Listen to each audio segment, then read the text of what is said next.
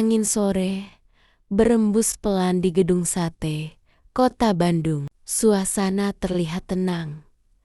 Namun hati Gubernur Jawa Barat, Deddy Mulyadi, sedang bergolak hebat.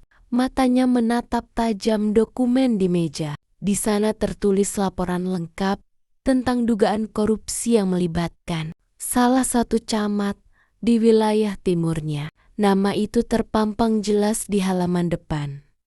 Yuli Rahmawati, camat dari kecamatan di wilayah Jawa Barat, kabupaten yang dikenal tenang dan religius. Tapi di balik senyumnya yang selama ini menghiasi baliho pembangunan, tersimpan kejahatan yang membuat darah Gubernur Deddy mendidih. Deddy Mulyadi bukan pria sembarangan. Ia dikenal tegas, jujur, dan amat mencintai rakyatnya. Tapi hari itu, untuk pertama kalinya dalam masa jabatannya, ia menghantam meja dengan emosi meledak-ledak. Ini penghinaan terhadap rakyat Jawa Barat, teriaknya di ruang rapat. Beberapa staf yang duduk terdiam tak berani bersuara. Kepala Dinas Inspektorat bahkan tertunduk ketakutan.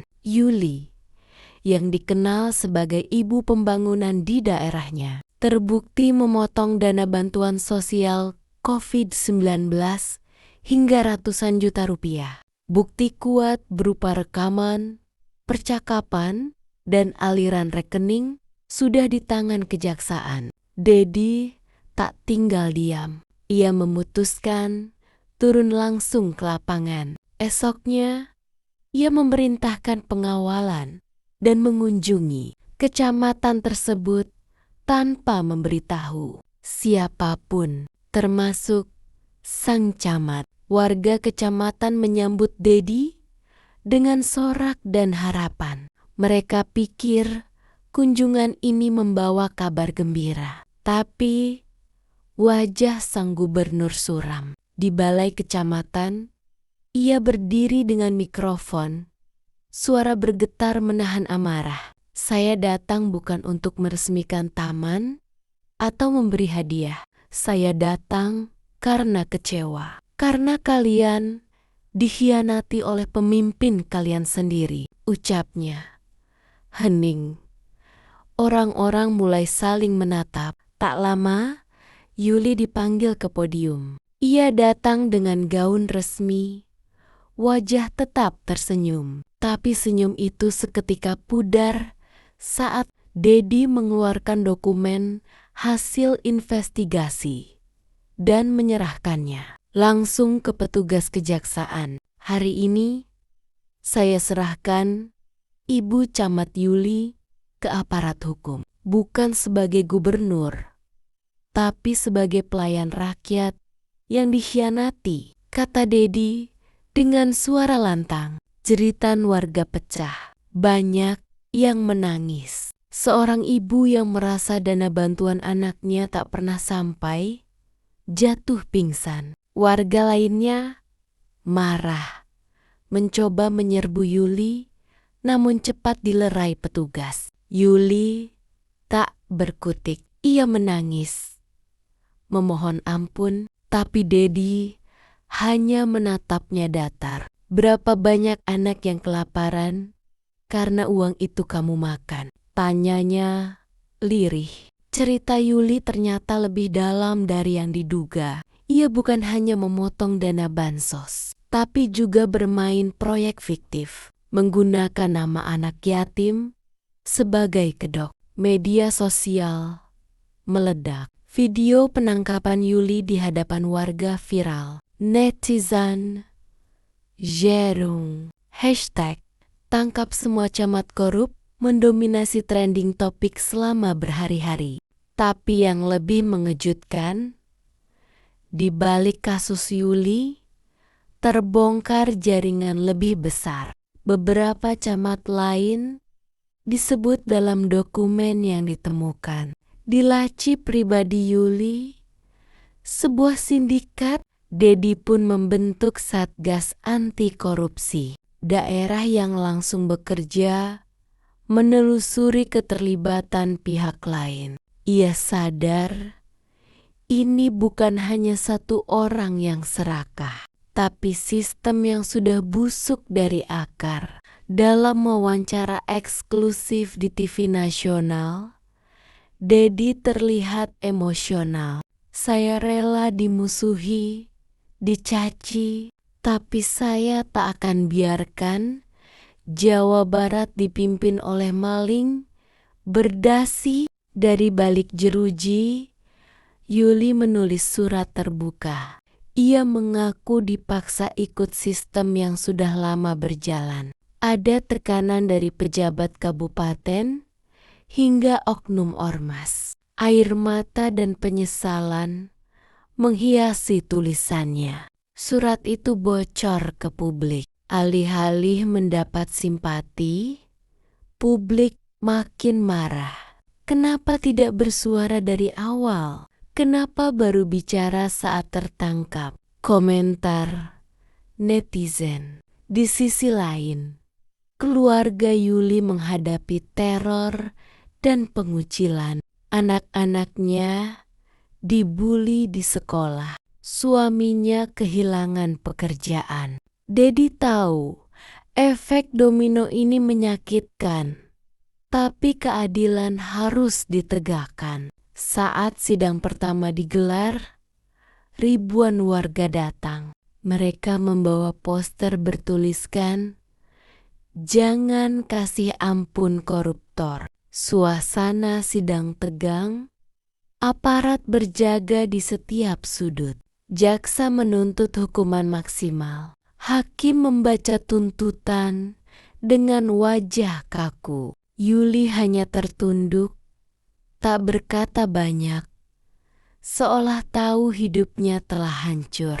Dedi hadir di persidangan. Ia duduk di kursi pengunjung tanpa bicara, tapi sorot matanya menyalakan semangat warga yang datang. Pemimpin mereka berdiri bersama mereka.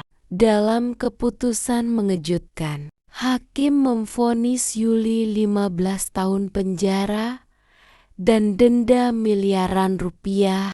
Ini vonis terberat dalam sejarah kasus korupsi camat di Jawa Barat. Air mata Yuli mengalir deras.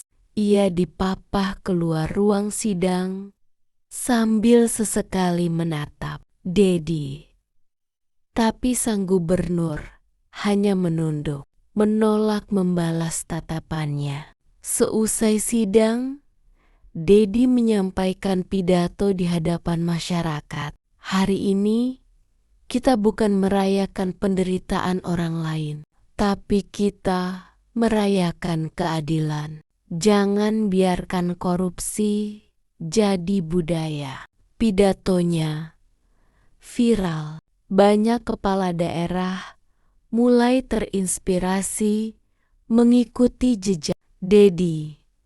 Kampanye anti korupsi meluas ke berbagai kabupaten. Jawa Barat mulai bergeliat dengan semangat baru. Tapi Dedi tahu, ini belum selesai. Kasus Yuli hanyalah pintu gerbang. Ia terus memantau, menekan, dan memeriksa pejabat satu persatu. Tak ada ampun bagi yang mengkhianati rakyat. Di tengah perjalanan pulang dari Cibening, Dedi duduk diam di mobil dinasnya. Ia memandangi sawah yang luas di kejauhan. Dalam hati, ia berjanji, selama aku berdiri, tak akan kubiarkan mereka mencuri dari rakyatku. Dan rakyat pun tahu, di tengah gelapnya birokrasi, masih ada satu pemimpin yang berani menyalakan api. Namanya Dedi Mulyadi, Gubernur Jawa Barat yang tak gentar melawan korupsi. Beberapa minggu setelah sidang, masyarakat mulai merasakan dampak langsung dari perubahan. Dana bantuan sosial yang dulu tersendat, kini mengalir lancar. Anak-anak mendapatkan perlengkapan sekolah gratis. Warung-warung kecil mulai bangkit karena program UMKM kembali berjalan dengan jujur. Tapi Dedi tidak berpuas diri. Ia meminta tim khususnya mengaudit seluruh kecamatan di Jawa Barat. Hasilnya mencengangkan nada. 7 camat lain yang mencurigakan, nama-nama mereka disusun rapi dalam laporan, berstempel merah. Potensi korupsi tingkat tinggi. Dedi mengambil napas panjang saat membaca laporan itu. Ternyata kanker ini sudah menjalar jauh, gumamnya lirih. Sebelum akhirnya berkata mantap, potong sampai ke akar. Walau itu menyakitkan, salah satu dari 7 camat tersebut adalah Camat Sukaratu, seorang sahabat lamanya saat masih menjadi anggota DPRD, namanya Arif Pratama, orang yang dulu ikut membantu kampanye Dedi di masa awal. Dilema menghantam keras. Arif punya keluarga yang dekat dengan Dedi. Bahkan anak mereka sekolah di tempat yang sama. Tapi demi rakyat, Dedi tahu ia harus tetap tegas. Kalau aku lindungi dia, maka aku sama saja seperti mereka, katanya dalam rapat tertutup. Dengan berat hati, Dedi menandatangani surat rekomendasi pemeriksaan Arif. Malam itu, ia pulang dengan wajah lebih tua dari biasanya. Istrinya melihatnya terdiam di teras, menatap bulan, memegang foto lama mereka berdua. "Kamu yakin?" tanya istrinya. Lembut. "Yakin," jawab Dedi tanpa ragu. Negara ini tidak boleh kalah oleh pertemanan. Keesokan harinya, media kembali geger. Nama Arif muncul sebagai tersangka baru. Banyak pihak mencoba mempengaruhi Dedi agar mundur. Bahkan ada ancaman akan membuka aib masa lalunya. Tapi Dedi tak gentar. Dalam sebuah konferensi pers dadakan, ia berkata dengan nada dingin, "Jika saya harus jatuh demi membongkar semua ini, saya rela. Tapi saya tidak akan berhenti." Ancaman mulai berdatangan. Mobil dinasnya dilempari batu di salah satu kunjungan daerah. Poster-poster fitnah tersebar di media sosial. Namun rakyat yang mencintainya justru makin solid. "Kami di belakang Pak Gub." Dedi sadar perjuangannya kini bukan hanya soal Yuli atau Arif. Ini soal keberanian memutus lingkaran setan yang sudah terlalu lama berakar. Dan ia memilih untuk menjadi gergaji, bukan daun yang gugur. Ia mulai membuat program transparansi berbasis digital. Semua bantuan dan alokasi anggaran desa wajib diunggah ke platform terbuka. Siapapun bisa melihat, mengakses, dan melapor jika ada kejanggalan. Di tengah gebrakan itu, muncul kejutan besar.